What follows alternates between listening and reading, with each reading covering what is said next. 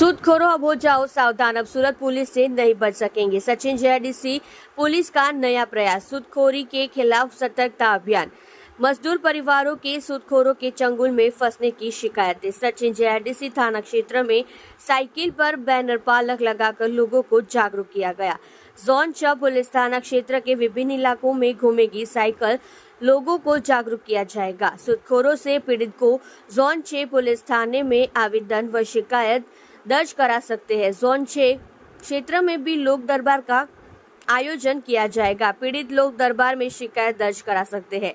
अगर आप ब्याज पर पैसा लेना चाहते हैं तो आपको सरकारी संस्था से लेने की जानकारी दी जाएगी।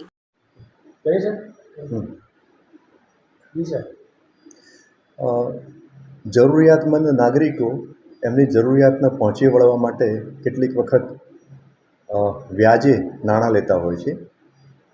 આ જરૂરિયાતમંદો કેટલીક વખતે નાણાં લેતા વખતે અમુક જે વ્યાજખોર હોય છે કે જે ગેરકાયદેસર વ્યાજની પ્રવૃત્તિ સાથે સંકળાયેલા હોય છે કે જેઓ રજિસ્ટ્રેશન વગરના અને અમુક ઊંચા દરે વ્યાજ વસૂલતા હોય છે અને બળજબરીથી અમુક મિલકત અથવા તો વ્યાજ અને મુદ્દલ કઢાવતા હોય છે।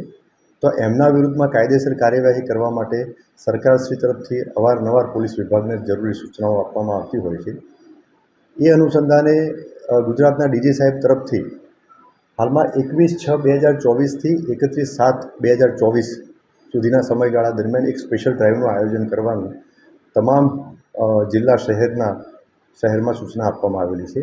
જે અનુસંધાને આ સ્પેશિયલ ડ્રાઈવ દરમિયાન અસરકારક કામગીરી થાય તેના માટે સુરત શહેરના પોલીસ કમિશનર શ્રી અનુપમસિંહ ગેહલોત સાહેબે સિનિયર ઓફિસર અને સાથે સાથે થાણા અમલદારને પણ જરૂરી સૂચના અને બ્રીફિંગ કરેલ છે।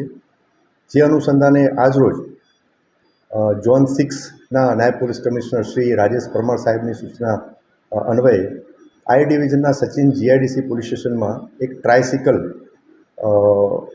એક બેનર લગાવી અને એની શરૂઆત કરવામાં આવેલી છે।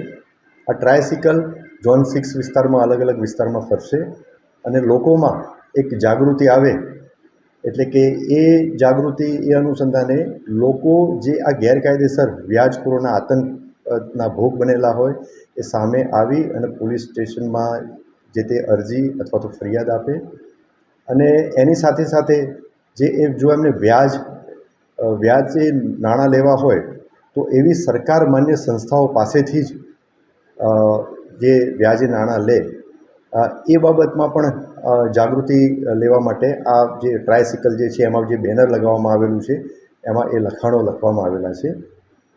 લોકોમાં જાગૃતિ આવે એના માટે થોડા જ ટૂંક સમયમાં જ એક ઝોન 6માં એક લોક દરબારનું આયોજન પણ કરવામાં આવનાર છે।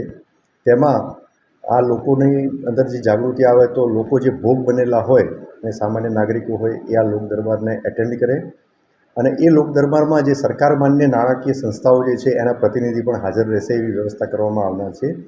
અને એ પ્રતિનિધિઓ કેટલા દરની કઈ રીતના લોન મળી શકે અને એમાં શું પ્રોસેસ હોય છે એની જાણકારી પણ આ લોક દરબારમાં આવશે। તો આ બાબતે આ જે આપણા માધ્યમથી હું ફરીથી આહવાન કરું છું કે કોઈપણ ગેરકાયદેસર વ્યાજની પ્રવૃત્તિમાં સંકળાયેલ વ્યાજખોરો વિરુદ્ધમાં કોઈપણ અરજી કે ફરિયાદ હોય તો એ સંબંધિત પોલીસ સ્ટેશનમાં જઈ અને એમની ફરિયાદ કે અરજી આપી શકે છે। પોલીસ આ બાબતે ખૂબ જ કડક કાર્યવાહી અને તાત્કાલિક પગલાં લેશે એ બાબતે લોકોને આહવાન કરું છું।